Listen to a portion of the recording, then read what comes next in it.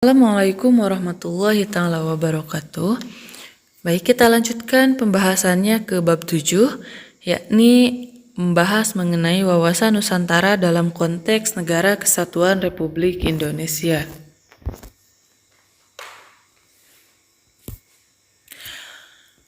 Tujuan pembelajaran bab 7 itu ada 4. Yang pertama, menghargai wawasan Nusantara dalam konteks Negara Kesatuan Republik Indonesia sebagai anugerah Tuhan Yang Maha Esa. Yang kedua, bertanggung jawab mengembangkan kesadaran akan pentingnya wawasan Nusantara dalam konteks Negara Kesatuan Republik Indonesia. Yang ketiga, menginterpretasi pentingnya wawasan Nusantara dalam konteks Negara Kesatuan Republik Indonesia. Yang keempat, mempresentasikan hasil interpretasi terkait pentingnya wawasan Nusantara dalam konteks Negara Kesatuan Republik Indonesia. Nah, wawasan Nusantara di sini menunjukkan pentingnya wawasan Nusantara dalam konteks NKRI. Baik, kita selanjutnya akan membahas mengenai peta konsep dari bab 7. Yang pertama ini akan membahas mengenai konsepsi wawasan Nusantara sebagai geopolitik Indonesia. Yang kedua akan membahas mengenai aspek Trigatra dan Pancagatra wawasan Nusantara.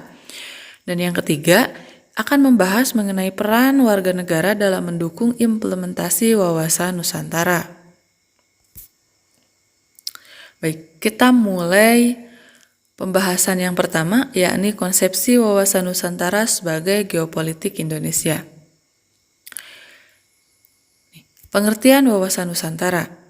Wawasan Nusantara berasal dari kata wawasan dan kata Nusantara. Wawasan berasal dari kata wawas dalam bahasa Jawa yang berarti pandangan, tinjauan, dan penglihatan indrawi. Wawasan berarti cara pandang dan cara melihat. Yang kedua adalah kata Nusantara, berasal dari kata nusa dan antara. Nusa artinya pulau atau kesatuan kepulauan. Antara artinya menunjukkan letak antara dua unsur. Jadi, Nusantara adalah kesatuan kepulauan yang terletak antara dua benua, yaitu benua Asia dan Australia, dan dua samudra, yaitu Samudra Hindia dan Samudra Pasifik. Nah, berdasarkan pengertian modern, kata Nusantara digunakan sebagai pengganti nama Indonesia. Wawasan Nusantara adalah cara pandang bangsa Indonesia tentang diri dan lingkungannya berdasarkan Pancasila dan Undang-Undang Dasar Negara Republik Indonesia tahun 1945 dengan mengutamakan persatuan dan kesatuan bangsa serta kesatuan wilayah dalam menyelenggarakan kehidupan bermasyarakat, berbangsa, dan bernegara. Yang kedua, hakikat wawasan Nusantara. Pada hakikatnya, wawasan Nusantara adalah keutuhan Nusantara dalam pengertian cara pandang yang selalu utuh menyeluruh dalam lingkup Nusantara demi kepentingan nasional. Hal tersebut berarti bahwa setiap warga dan aparat negara harus berpikir, bersikap, dan bertindak secara utuh dan menyeluruh demi kepentingan bangsa dan negara Indonesia. Yang ketiga adalah wawasan Nusantara. Ini merupakan ketentuan atau kaidah dasar yang harus dipatuhi, ditaati, dipelihara, dan diciptakan demi tetap taat dan setianya komponen pembentuk bangsa Indonesia terhadap kesepakatan bersama.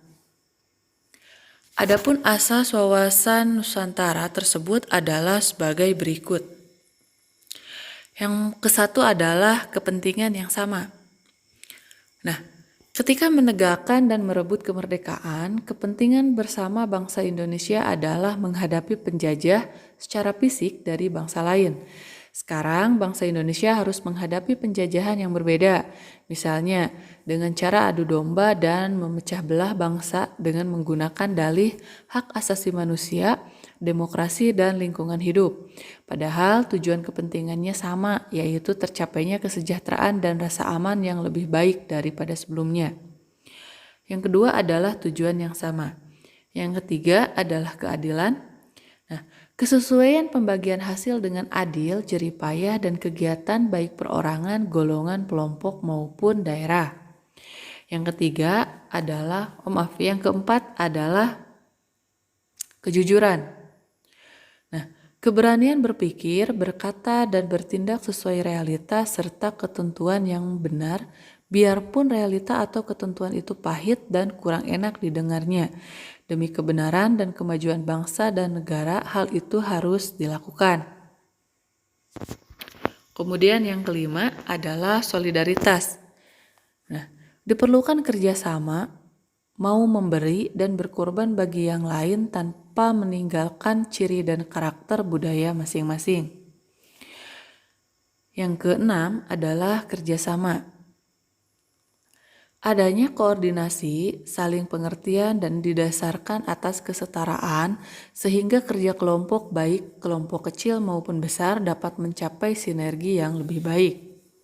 Yang terakhir adalah kesetiaan. Kesetiaan terhadap kesepakatan bersama untuk menjadi bangsa dan mendirikan negara Indonesia yang dimulai, dicetuskan dan dirintis oleh Budi Utomo tahun 1908, Sumpah Pemuda tahun 1928, dan Proklamasi Kemerdekaan 17 Agustus 1945. Kesetiaan terhadap kesepakatan ini sangat penting dan menjadi tonggak utama terciptanya persatuan dan kesatuan dalam kebinekaan. Jika kesetiaan ini goyah, dapat dipastikan persatuan dan kesatuan akan hancur berantakan.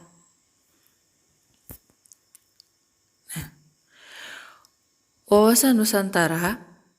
Konsep wawasan Nusantara itu mencakup persatuan dan kesatuan di bidang pertahanan dan keamanan. Baik, terima kasih atas perhatiannya. Wassalamualaikum warahmatullahi taala wabarakatuh.